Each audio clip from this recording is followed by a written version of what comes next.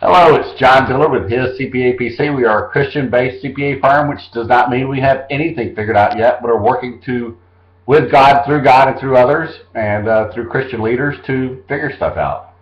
One of the things that I have figured out is after we have heard a whisper from God, that there's a process by which we can follow the steps of God and what God has ordained for our lives. One of the books I want to share with you today is A Voice of One, Nehemiah's Prayer, written by me. In Nehemiah, the story of Nehemiah, it's an incredible story. It's a story about someone who was open, someone who was burdened, someone who wanted to hear and wanted to address the needs of others, someone who was willing.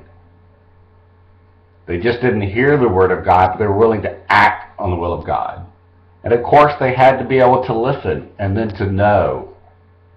And they didn't test God in terms of how they responded, but they tested God in the terms that after they acted, that if you're doing something according with God's will and what God would have you do in your life, then you will find favor. The story of Nehemiah, God gave Nehemiah great favor.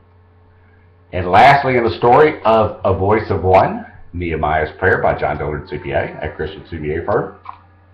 One of the things that he did was really incredible, which I try to aspire to in all walks of my life, that he gave unequivocally the victory, the acknowledgments, the rewards of his efforts back to God, and took none of those for himself.